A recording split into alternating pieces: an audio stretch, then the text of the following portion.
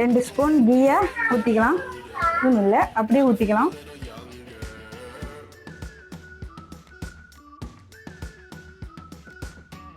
எடுத்து வச்சிருக்க முந்திரியும் திராட்சையும் அந்த கீயில் போட்டு ஃப்ரை பண்ணிக்கலாம். அடுப்பில் இப்போ ஸ்லோ பண்ணி கொஞ்ச நேரம் ஃப்ரை பண்ணி எடுத்துக்கலாம். ஃப்ரை பண்ணதை எடுத்து இன்னொரு கப்புக்கு மாற்றிக்கலாம்.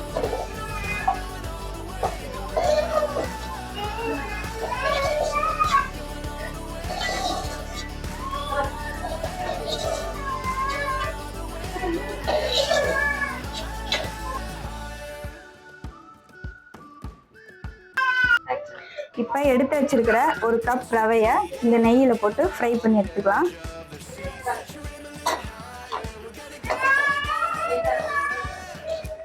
அடுப்பு சிம்லியாக இருக்கணும். நல்லா பொன்னிறமாக வந்ததுக்கப்புறம் எடுத்து வச்சிருந்த கப்பில் அந்த 2 கப் தண்ணி எடுத்து இந்த ரவையில் ஊற்றிக்கணும். இப்போ பாருங்கள், கீயில் வந்துட்டு ரவை வந்துட்டு பொன்னிறமாக வறுத்து வந்துருச்சு. இப்போ நம்ம இதுக்கு தேவைங்கிற தண்ணியை ஊற்றிக்கணும். எந்த கப்பில் ரவை எடுத்தோமோ அதே கப்பில் 2 கப் தண்ணி ஊற்றிக்கணும்.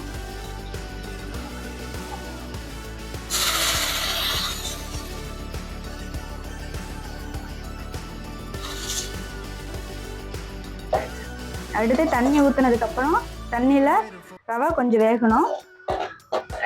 கைவிடாமல் ரவை கிளறிக்கிட்டே இருக்கணும். நல்லா கெட்டியான பதத்துக்கு வெந்து வரணும். இப்போ பாருங்கள், கெட்டியான பதத்துக்கு வந்ததுக்கப்புறம் நம்ம ஃபுட் கலர் கொஞ்சம் சேர்த்திக்கலாம். தேவைப்பட்டால் சேர்த்திக்கலாம்.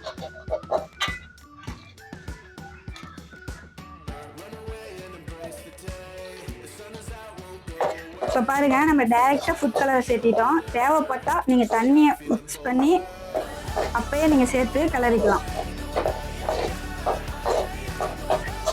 இப்போ பாருங்கள், தண்ணி பத்தலைன்னு இப்போ நான் ஒரு 1/2 கப் தண்ணி ஊற்றிருக்கேன். உங்களுக்கு கரெக்டாக இருந்துச்சுன்னா தண்ணி ஊற்ற தேவையில்லை. எனக்கு கொஞ்சம் கெட்டியாக இருந்துச்சு, அதனால நான் தண்ணி ஊற்றிட்டேன். கைவிடாமல் கிளறிட்டே இருக்கணும், கெட்டி ஆயிடக்கூடாது. இப்போ பாருங்கள், இந்த ரவை வெந்து வந்துடுச்சு. இந்த டைமில் வந்துட்டு நம்ம நாட்டு சர்க்கரையை உள்ள ஒயிட் சுகரை போட்டு ஆட் பண்ணிக்கணும். தேவைப்பட்டால் நாட்டு சர்க்கரை போட்டுவோம், இல்லைன்னா ஒயிட் சுகர் போட்டுக்கோங்க. நல்லா கைவிடாமல் கிண்டிக்கிட்டே இருக்கணும். இப்போ பாருங்கள், நாட்டு சர்க்கரையை போட்டோன்னே மெரூன் கலரில் வந்துச்சு.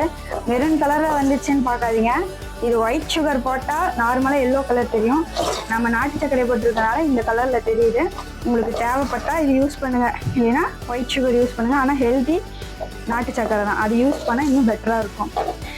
இந்த டைமில் வந்துட்டு நெய் இன்னும் கொஞ்சம் நம்ம ஆட் பண்ணிக்கலாம். குழந்தைங்களுக்கு செஞ்சு தர மாதிரி இருந்தால் இது பெட்டர்.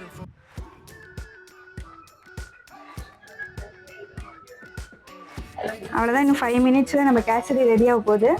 இப்போ நெய் ஊற்றுறதுனால கொஞ்சம் ஒரு மிக்ஸ் பண்ணி 2 நிமிஷம் குக் ஆனதுக்கப்புறம்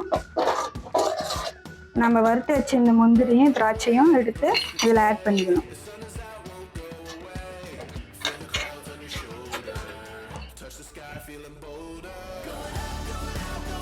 இப்போ பாருங்கள், முந்திரி திராட்சை கொட்டினதுக்கப்புறம் ஒரு பெரட்டிட்டு